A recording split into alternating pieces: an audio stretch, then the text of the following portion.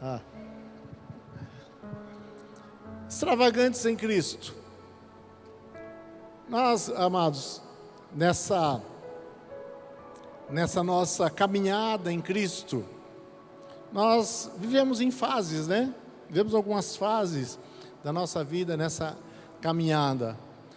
Mas chega um momento que realmente nós precisamos entender a grandeza daquilo que Deus fez por nós. Muitos entendem já cedo, logo que se convertem, começam a entender a grandeza da obra de Deus por nós. Outros demoram um pouco mais de tempo, mas em um determinado momento, todos precisam realmente entender e começar a entender e ir se aprofundando nesse entendimento. O que é que Deus fez por nós? Quem nós somos, quem nós éramos, quem nós somos hoje, a grandeza, o contraste disso tudo, para que nós possamos viver uma vida de acordo com o que o Senhor planejou para nós.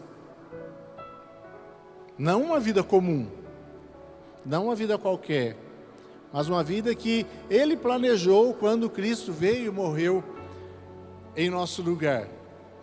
Então eu gostaria que você, isso o Senhor tem colocado em meu coração e tem queimado cada vez mais, cada vez de forma mais profunda e intensa.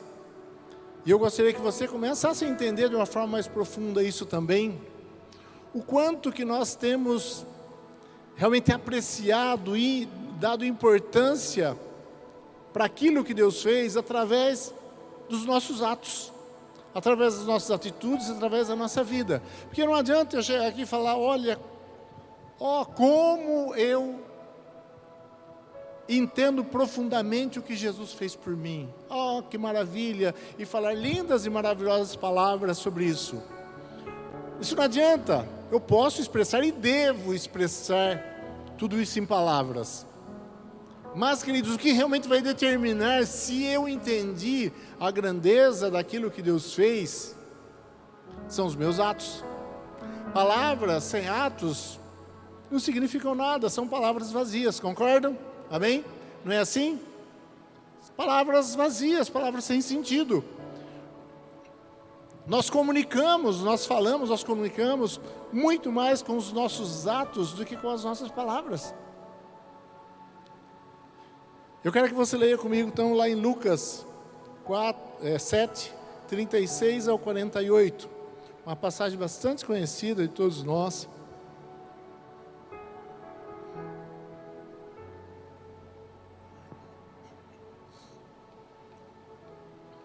Quando acharam, diga amém. Amém? Se você quiser anotar, pode anotar. É muito bom que você anote, você grava mais. Um dos fariseus convidou Jesus para jantar. Jesus foi à casa dele e tomou lugar à mesa. Quando uma mulher daquela cidade, uma pecadora, soube que ele estava ali jantando, trouxe um frasco de alabastro contendo um perfume caro. Em seguida, ajoelhou-se aos pés de Jesus, chorando. As lágrimas caíram sobre os pés dele, e ela os secou com seus cabelos. E continuou a beijá-los e a derramar perfume sobre eles. Quando o fariseu que havia convidado Jesus viu isso, disse consigo: se esse homem fosse profeta, saberia que tipo de mulher está tocando nele. Ela é uma pecadora. Então Jesus disse ao fariseu: Simão, tem algo a lhe dizer? Diga, mestre, respondeu Simão. Então Jesus lhe contou a seguinte história.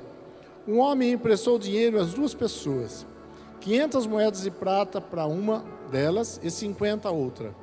Como nenhum dos devedores conseguiu lhe pagar, ele generosamente perdoou ambos e cancelou suas dívidas. Qual deles o amou mais depois disso? Simão respondeu: suponho que aquele de quem ele perdoou a dívida maior. Você está certo, disse Jesus. Então voltou-se para a mulher e disse a Simão: veja essa mulher ajoelhada aqui. Quando entrei na sua casa, você não ofereceu água para lavar os meus pés, mas ela os lavou com suas lágrimas e os secou com seus cabelos. Você não me cumprimentou com um beijo, mas, desde a hora que entrei, ela não parou de beijar os meus pés. Você não me ofereceu óleo para ungir minha cabeça, mas ela ungiu meus pés com um perfume raro. Eu lhe digo, os pecados dela são muitos, foram perdoados, e por isso ela demonstrou muito amor por mim. Mas a pessoa a quem pouco foi perdoado demonstra pouco amor. Então Jesus disse à mulher: seus pecados estão perdoados. Então, uma história bastante conhecida. Jesus estava na cidade de Naim, e passando por ali, um fariseu, que provavelmente tinha ouvido Jesus, tinha visto o milagre maravilhoso da ressurreição, outros milagres que Jesus fez, convidou Jesus para jantar em sua casa. E os judeus, né, eles não costumam convidar qualquer pessoa para jantar na sua casa. Quando ele convida, é porque é alguém que ele quer ter um relacionamento, quer ter um amigo. Então, aquele fariseu deu uma importância para Jesus e queria estar com Jesus e ouvir Jesus, ouvir mais da palavra de Jesus. Jesus foi então, enquanto eles estavam jantando, ou logo no início, veio uma mulher e ajoelha-se aos pés de Jesus, chora muito aos pés de Jesus, enxuga com seus cabelos, derrama sobre os pés de Jesus um perfume raro e muito caro, muito precioso para ela. E naquele momento, eu acredito que não somente aquele fariseu, não somente Simão, mas todos os outros que estavam ali, provavelmente diziam: olha o que está acontecendo. Será que realmente ele é alguém, é um profeta, alguma coisa assim? Pois afinal de contas ela é uma pecadora e está tocando nele. E naquela época, esse era o coração deles, essa era a lei deles. Você não podia tocar em alguma coisa impura. E aquela mulher estava impura porque ela era uma pecadora. Uma pecadora significava uma adúltera ou coisa desse tipo. O fariseu que estava ali, queridos, que conversou com Jesus, que estava conversando com Jesus, ele não percebeu em profundidade quem Jesus era. Ele não entendeu, ele não percebeu quem Jesus era. Talvez ele tenha entendido alguma coisa de uma forma muito superficial. Agora, a mulher pecadora, ela percebe algo muito mais profundo em Jesus naquele momento. Ela percebe que ele não era um homem comum. Ela abre o seu coração. Provavelmente ela tinha visto os milagres de Jesus, ouvido as palavras de Jesus, a pregação de Jesus, e aquilo começou a mover profundamente e intensamente o coração dela. Ela, uma pessoa que, pela vida que ela vivia, provavelmente não tinha razão de ser, razão de existência, provavelmente totalmente perdida em seus sentimentos, emoções. E ela viu em Jesus uma esperança, e ela creu em Jesus, e aquilo queimava em seu coração. Então eu imagino que ela ficou procurando uma oportunidade, e ficou pensando: o que eu poderia oferecer para alguém tão maravilhoso?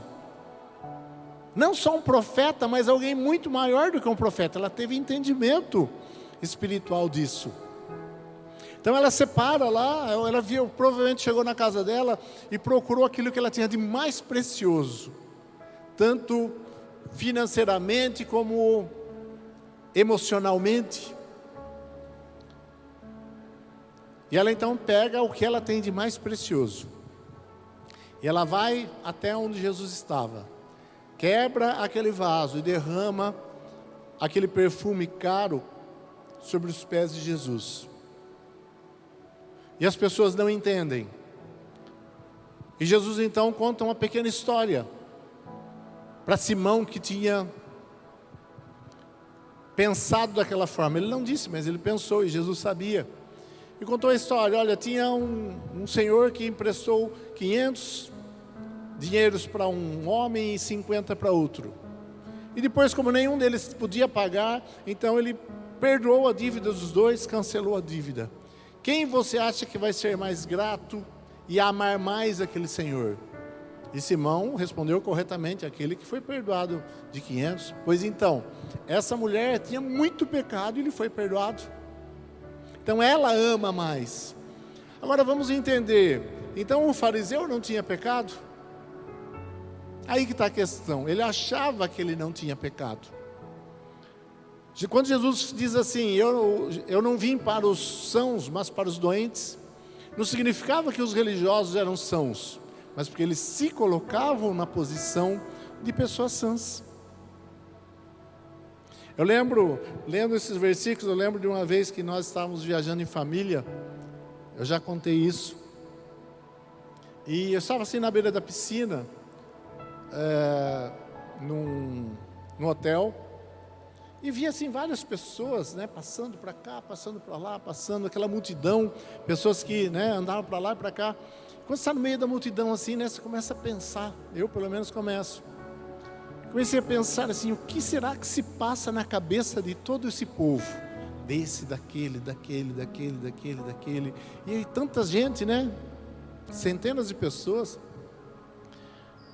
E o Espírito Santo logo assim falou na minha mente de uma forma assim muito intensa. Disse assim: eles pensam que são bons. E na época eu entendi: eu não sou bom. E todo mundo pensa que é bom, se acha bom. Por pior que seja, você vai lá falar com o bandido na cadeia, não, se acha bom.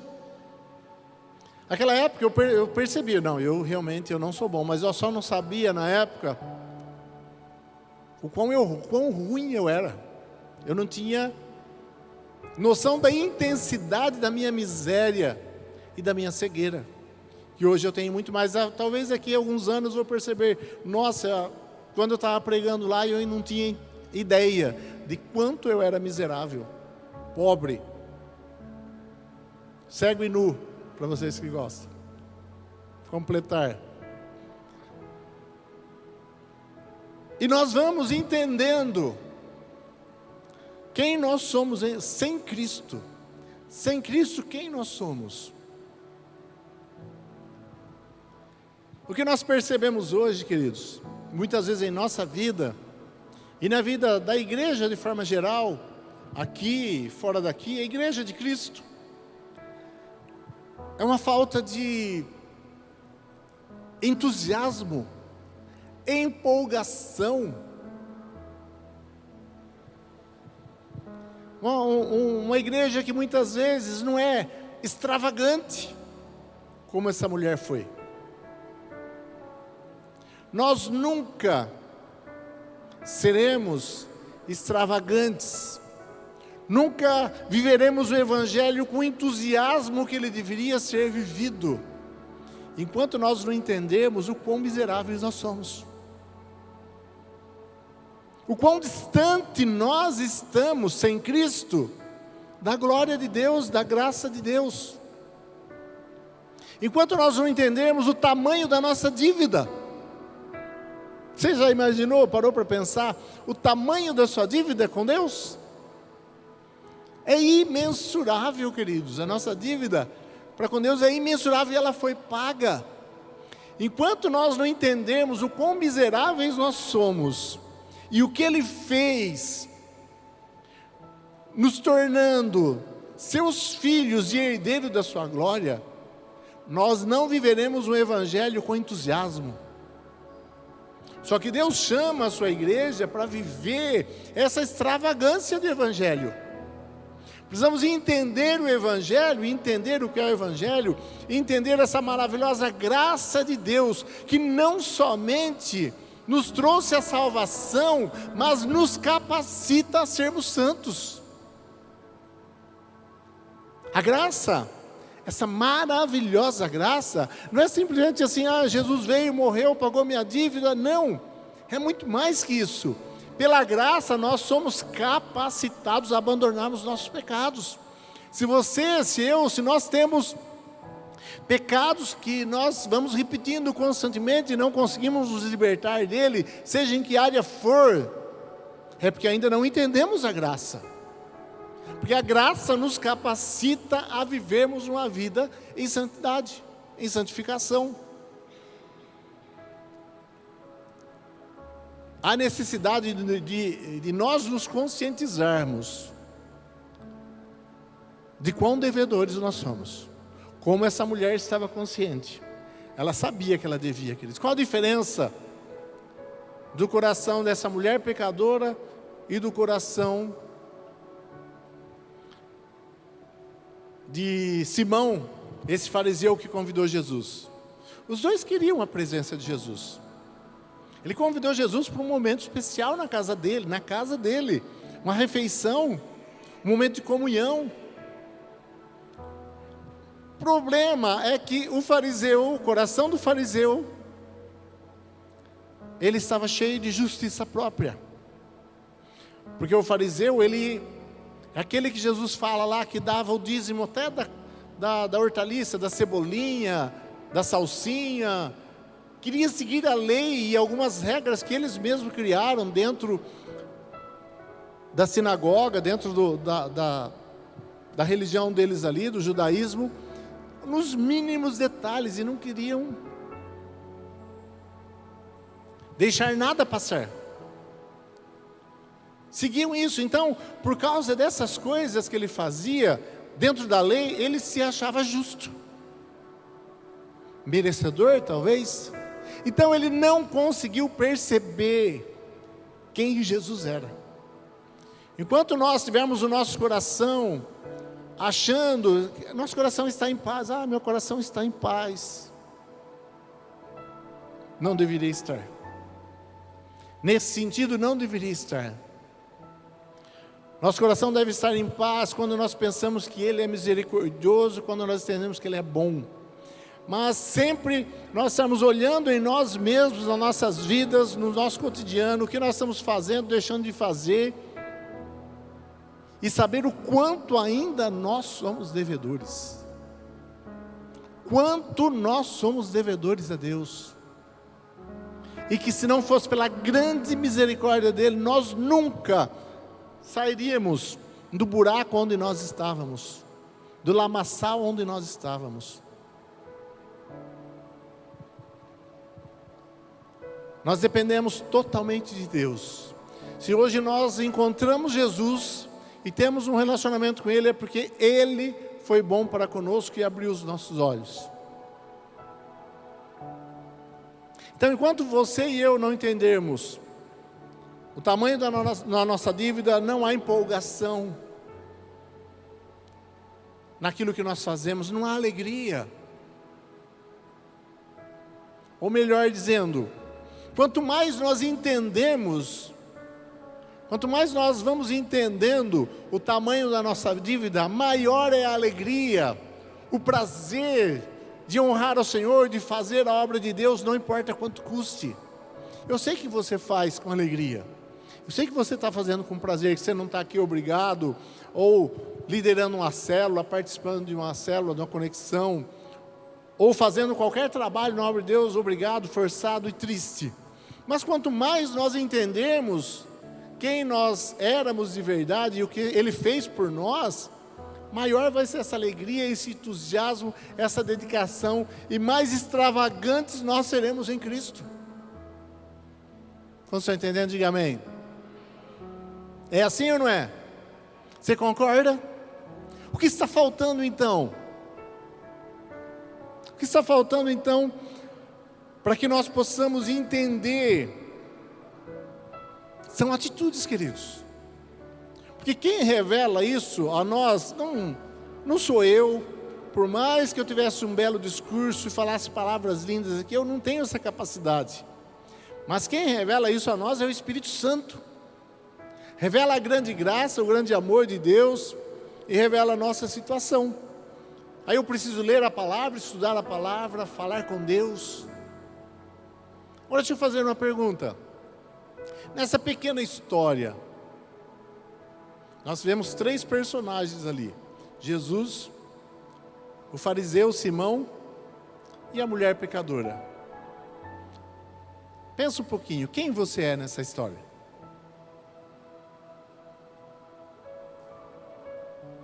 Quem eu estou sendo nessa história hoje? O fariseu? O que quis Jesus na sua casa? mas estava cheio de justiça própria, então não entendia quem era e o que estava acontecendo ali. Jesus você não era. Ou a mulher pecadora, que de forma extravagante se derramou aos pés de Jesus. Quem nós somos? Quando nós lemos assim, corrido, ai, eu sou essa mulher. Ai, que delícia, né? Eu gosto tanto, que maravilhoso, eu sou essa mulher. Agora eu pergunto, para você mesmo responder, para eu também responder, o quanto nós estamos sendo extravagantes para o Senhor? O quanto nós estamos realmente dedicando? Vamos na prática, por exemplo, em tempo. Falar com Deus, meditar na palavra, estudar a palavra, deixar o Espírito Santo falar em nosso coração. Quanto tempo nós estamos dedicando para cuidar de alguém, para discipular alguém, para desenvolver um ministério dentro da igreja, para evangelizar lá no seu trabalho, onde quer que você esteja. Quanto tempo nós estamos gastando com essas coisas que revelam, pelas nossas atitudes, a glória de Deus? Você entende? Dos nossos bens, das nossas riquezas. Quanto nós temos sido extravagantes em abençoar vidas com aquilo que Ele colocou para nós administrarmos como mordomos. Quão extravagantes nós temos sido, demonstra o nosso entendimento da nossa dívida. E o quanto Ele foi bondoso para conosco, nos perdoando de todas essas dívidas tremendas. Então, muito cuidado quando nós nos analisar, olharmos lá e colocar no lugar da pecadora. Porque, de repente, não é bem isso. A vida que nós estamos vivendo. Lá em Mateus 13:44 diz assim: o reino dos céus é como um tesouro escondido que um homem descobriu num campo. Em seu entusiasmo, ele escondeu novamente, vendeu tudo o que tinha e com o dinheiro da venda comprou aquele campo. Em seu entusiasmo, esse homem, Jesus conta essa parábola, dizendo que esse homem, num campo que não era dele, ele encontrou um valioso tesouro. Aí então, ele vai, vende tudo que ele tem.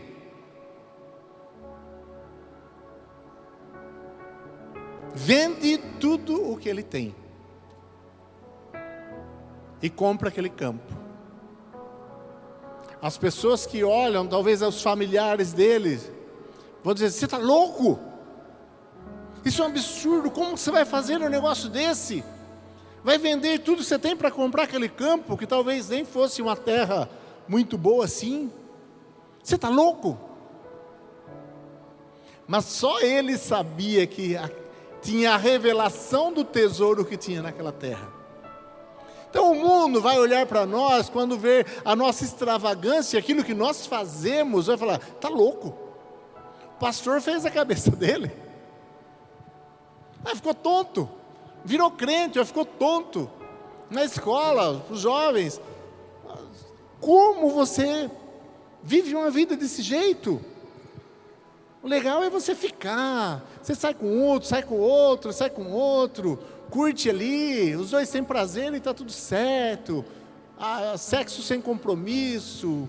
E assim adiante. Você é louco, você é doido, você é atrasado, você é quadrado, você é conservador, como estão nos chamando tanto agora, né?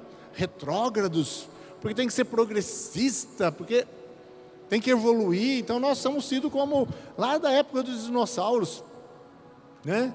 Pessoas incultas, pessoas burras, pessoas idiotas, vão olhar assim para a gente quando nós formos radicais, porque não entenderam o tesouro que nós encontramos. Então nos chamam de loucos. Não é assim? E o entusiasmo dele? Nós já encontramos esse tesouro. E qual tem sido a nossa atitude em relação a esse tesouro que nós encontramos. Agora olhamos para Deus, queridos, para o Pai. O Pai é extravagante ou não é? O que você acha? Quem acha que sim, diga amém. É extravagante? Quem acha que não, diga amém. Ele é muito extravagante. Exagerado. Deus é exagerado na sua bondade, na sua misericórdia, no seu amor. Ele nos salvou, dando quem para morrer no nosso lugar? Quem? Seu filho. Seu único filho. Então Deus é extravagante ou não é, quando Ele quer mostrar algo? Ele queria mostrar para nós o quanto nós somos amados e importantes. E Ele então, na sua grande extravagância, é Jesus que vai. Porque eles têm que perceber o quanto eu os amo e o quanto eles são importantes para mim. Olha para a natureza. Dá uma olhada se Deus é extravagante ou não é. É ou não é? Milhares de cores. Eu só enxergo 4, mas tem milhares. Quando eu olho para o arco-íris, esse dia olhando para o arco-íris, né? Um arco-íris duplo, muito bonito lá. E eles falando, olha, que bonito, porque era um arco-íris completo, assim, muito forte, muito nítido. Estava bem pertinho, né? A gente voltando de viagem. Eles, olha, o azul, o roxo, o amarelo, o vermelho. Eu só vejo 2, querido, amarelo e azul. Só, não vejo verde, não vejo vermelho, não vejo nada. Mas eu, olhando para a natureza, né, nós vemos tantas cores, variadas. As mulheres principalmente conhecem milhares de cores, né? É ou não é? Vai passar o esmalte na mão lá, ela fala a cor que nunca ouvi na minha vida. Se eu vivesse 1000 anos, eu nunca ia entender quantas cores as mulheres inventam para o esmalte e tantas coisas assim, não é? Elas têm uma gama assim muito grande de cores. E existe mesmo, é que nós não enxergamos. A variedade de árvores, vegetais, de animais. Deus é extravagante ou não é? Esse universo, queridos. De repente Deus poderia ter criado só a terra, o sol, algumas estrelas em volta, mas Ele criou um universo que nós nem mesmo conseguimos observar o total dele, porque de tão longe que algumas estrelas e galáxias estão, a luz dela ainda não chegou aqui na Terra, você nem consegue enxergar. Então existe um limite de universo observável pelo homem, com os maiores telescópios que existem, porque ainda a luz daquela estrela que está para lá desse tempo não chegou aqui ainda. Um universo infinito, maravilhoso. Nós vivemos num planeta e existe trilhões e trilhões de estrelas com planetas, e em trilhões e trilhões de galáxias incontáveis. Deus é exagerado ou não é? Aí nós, muito comedidos, e querendo parecer muito moderados, parecer muito equilibrados, ou qualquer outra palavra que seja aí,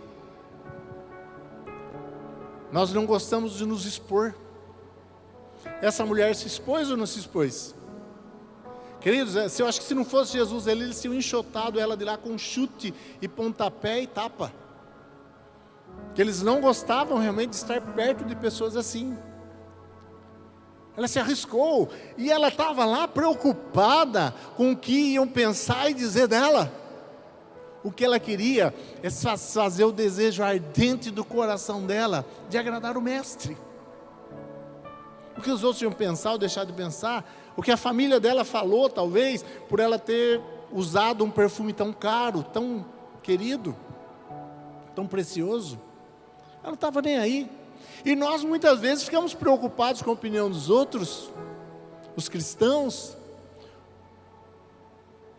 O cristianismo está sendo atacado. Vamos falar sobre o Brasil, mas em todo lugar, mais do que nunca, queridos. E os cristãos não estão se posicionando. Os cristãos não estão se posicionando. Precisamos nos posicionar como filhos de Deus e defender a nossa fé.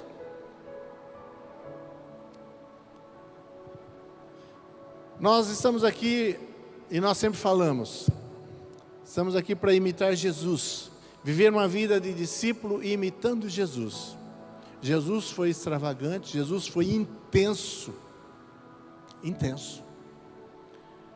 E eu lembro de Jesus lá em Apocalipse 3, se não me falha a memória, quando ele fala para a igreja de Laodiceia: eu conheço suas obras, conheço todas as suas obras, e eu sei, olha que duras palavras, queridos, que você não é frio e nem quente, mas porque és morno, estou a ponto de vomitar você da minha boca. Naquela cidade existiam dois tipos de água: água fria e águas quentes, termais. A água quente serve, né, para curar, para as dores, né, principalmente os velhinhos vão lá. É bom para o corpo, para a cura, para a dor. E a fria, para você tomar, para saciar a sua sede. Mas uma água que não é nem fria e nem quente, é morninha. Quem quer beber uma água morna? Você quer uma água fria. Então Jesus está falando, ou seja frio, ou seja quente, porque serve para alguma coisa. As duas são úteis e muito boas, mas quando é morno, não serve para nada. E estou a ponto de vomitar da minha boca. Quem são esses crentes mornos? Aqueles que ainda não entenderam em profundidade a graça e misericórdia de Deus e quem Ele é, e fica naquela vidinha, que acha que vir para a igreja, que vir para o culto, está já fazendo, nossa, fui para a igreja, maravilha, sou um cristão, sou um crente, e faz algumas coisinhas no meio da igreja e acha que já está quites com Deus. Deus nos chamou para algo muito maior, queridos. Deus chamou a mim e a você, cada um de nós, para altos voos, para grandes coisas que talvez nunca ninguém saiba que você fez. Não é grandes coisas que vão ser publicadas no mundo, talvez não, talvez ninguém saiba que você fez, mas grandes coisas que Ele planejou para você. Não é uma vidinha medíocre que Ele tem para você aqui na terra, vivida de qualquer forma, depois morre, tudo bem, não. Uma vida intensa, uma vida de grande produção, de grande produtividade, uma vida vivida de intensidade no amor dEle e produzindo para a glória do Senhor.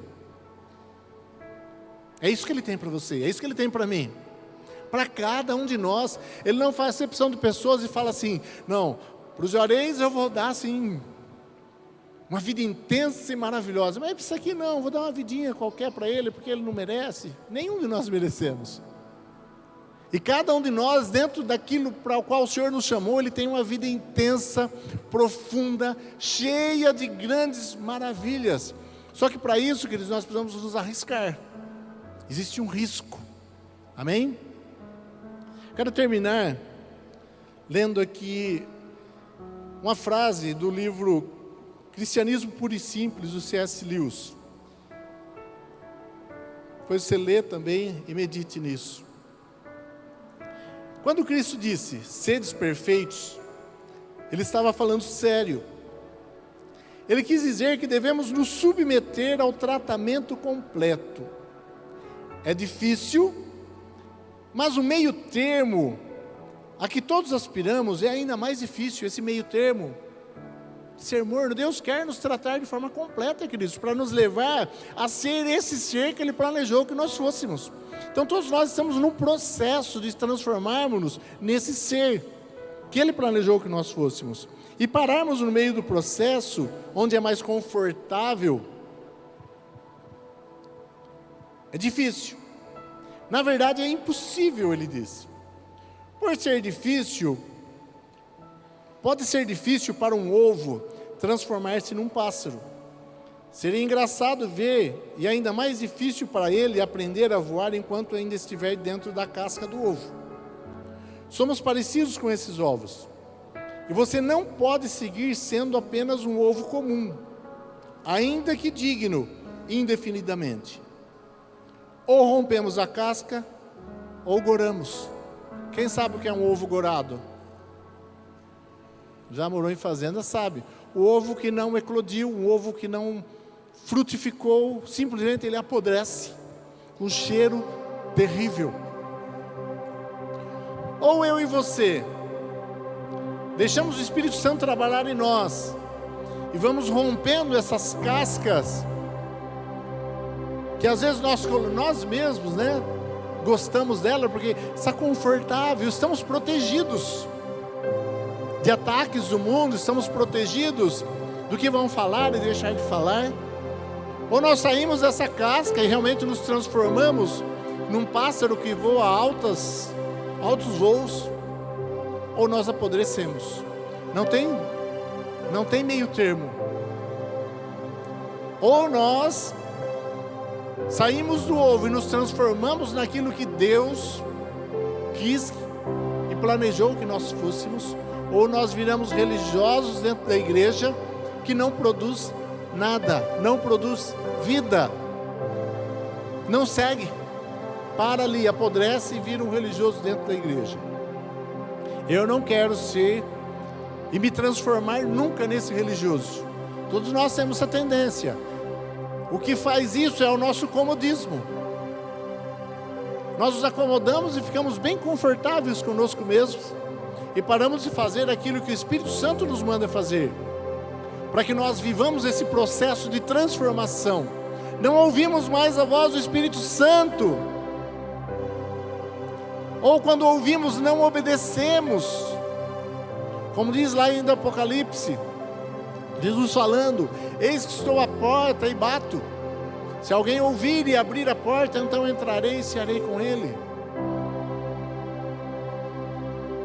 Muitas pessoas não estão nem sequer ouvindo o bater na porta, por causa de tanto barulho na sua mente e no seu coração, das preocupações das coisas do mundo, meu trabalho, vou ter dinheiro, não vou ter dinheiro, o que eu vou fazer, os meus filhos, e tantas coisas, família. Tem tanto mato cobrindo a semente que ela não produz. Muita gente nem sequer ouve a batida na porta, mas Jesus está batendo na porta do nosso coração. Abre, porque eu quero ter mais intimidade com você. Jesus não tem te cobrado para acordar de madrugada e orar de madrugada? Ou gastar um tempo maior lendo e estudando a palavra de Deus? Tem cobrado? Você tem sentido essa cobrança dentro de você? Ouça, queridos, vai fazer. Cobrado de orar, para orar mais, ser mais intercessor, buscar mais a presença de Deus. Vai fazer, porque senão você sai do processo e o ovo apodrece e não gera vida. Deus tem grandes coisas para você. Coloque-se em pé, por favor. Preste atenção.